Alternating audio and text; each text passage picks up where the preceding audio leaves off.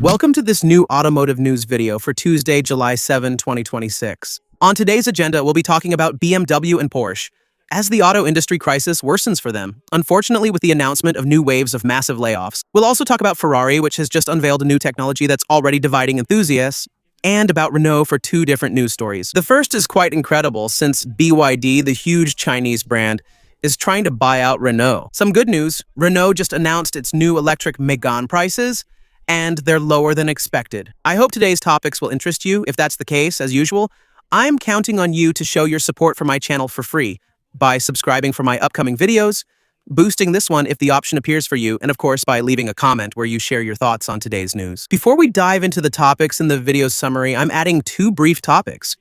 The first isn't really news, just something that made me smile and that I wanted to share. At Stellantis, the models are becoming so similar that even employees are getting confused. Last night, the official Citroën brand accounts on social media posted a short promotional video for the Lancia Ypsilon, which is already pretty strange since we're on Citroën's pages. But more importantly, in this video, it was called the Citroën Ypsilon, which is actually quite funny. The second little thing I wanted to add at the beginning of this video is that starting today, July 7, 2026, a new stage of the European GSR2 standard comes into effect. All new cars sold in Europe from July 7 onward must now be equipped with two new driver assistance systems. The first is a camera that constantly monitors the driver to detect drowsiness or distraction. It's called ADDW, and it will start beeping if the camera detects that you're falling asleep, looking at the scenery too much, or looking at your phone. The second new feature is ESS, which makes brake lights flash automatically during emergency braking.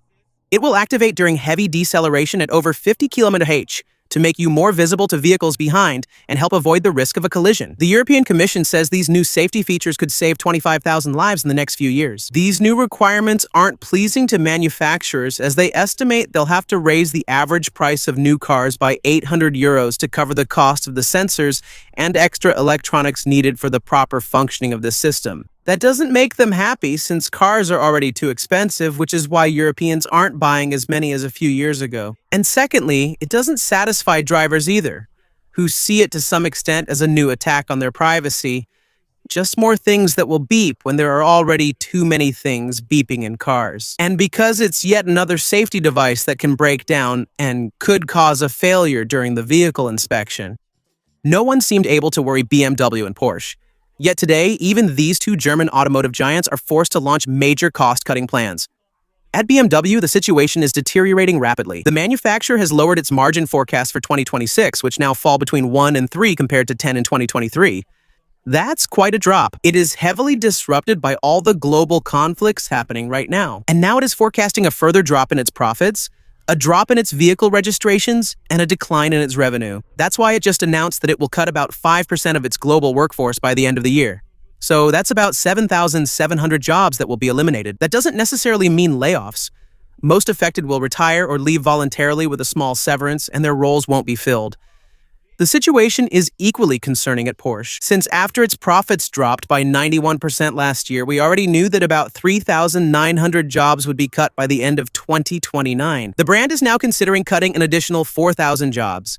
Not all departments and sectors at Porsche will be affected. However, the Weissach Development Center will be seriously affected, expected to lose about 30% of its staff. They also announced that salaries will be frozen, so there will be no raises for employees, and no bonuses will be paid to the 27,000 German employees. This is almost a first, because until now, one of the perks of working at Porsche was that you got a nice year-end bonus, which often exceeded 10,000 euros. It's bad news, but I have some good news to share to make up for it. It's less prestigious since we're talking about Renault. After several years of widespread price increases in the automotive industry, Renault is finally bringing some good news. The brand has announced prices for its new facelifted Megane, which is meant to save the electric Megane from flopping. Let's remember that the electric Megane sold only about a quarter, as well as the previous generations of Megane with combustion engines, with sales in France alone being cut in half in just 1 year, between 2024 and 2025. It gets a new exterior look that brings it much closer to the latest generation capture. There are also some changes to the interior design and some technical updates as well, since the battery goes from 60 to 67 kilowatt hours. It's disappointing because Renault has 87 kW batteries in stock, like those used in the latest Scenic, providing 7 more kWh and an increased range. From 468 to 501 kilometers, with fast charging power increasing from 130 to 165 kilowatts, which theoretically allows you to charge the battery from 10 to 80% in 24 minutes. And on the price side, there's a nice little surprise since the Techno version, the entry-level version, is now listed at 2,000 euros less than the previous entry-level Megane. Still, it has to be said, it's not cheap. It's still 37,500 euros. And if you qualify for the maximum incentive, the famous CEE, which can reach up to 8,240 euros off, its price even drops below the symbolic 30,000 euro mark. Renault also offers a leasing deal starting at 220 euros per month for 37 months and 30,000 kilometers, with a down payment of 4,200 euros. That means a total of 12,340 euros over 3 years. And the Esprit Alpine version, which will be at the top of the range, will start at 40,500 euros. It will be around 32,200 euros once the CEE bonus is deducted, with a 37-month, 30,000-kilometer leasing offer and a down payment of 4,200 euros as well, and a monthly payment of 260 euros. The total cost of the operation over 3 years is 13,820 euros. Still about Renault, but on a completely different topic. The automotive industry's balance of power is shifting. According to an investigation by the newspaper Les Echos, the Chinese giant BYD, a huge automotive brand, allegedly tried twice to acquire a stake in Renault in order to become a shareholder. Understand by this that BYD tried to buy a stake in Renault. According to this investigation, we learned that BYD allegedly made a first attempt in 2024 when Luca de Meo was still leading Renault. After several meetings, the French manufacturer eventually ended the negotiations. But BYD did not give up. A second takeover attempt reportedly took place in the fall of 2025.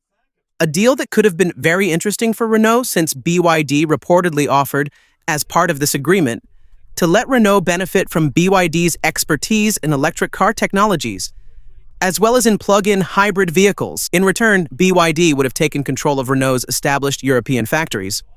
Several sources told the newspaper that BYD aimed for more than just a partnership, because the Chinese manufacturer reportedly wanted to take more or less total control of Renault by buying enough shares to have significant influence over all major decisions of the Renault brand. A partial takeover attempt was blocked, including by the French government, which still owns 15% of Renault, except that in reality, in the votes, thanks to the Florent Law, which grants double voting rights to shareholders who have held their shares for more than 2 years.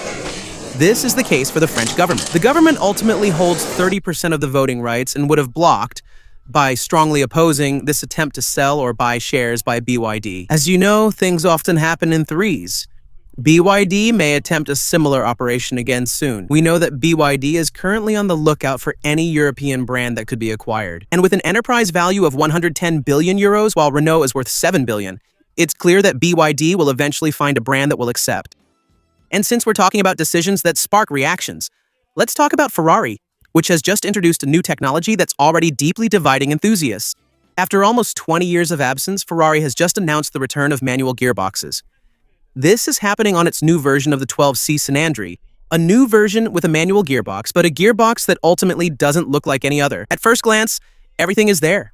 A gated metal gear lever like on Ferraris of the past, 3 pedals, 6 gears, and even the possibility of stalling the engine if you release the clutch without enough revs, except that in reality, it's not a true manual gearbox.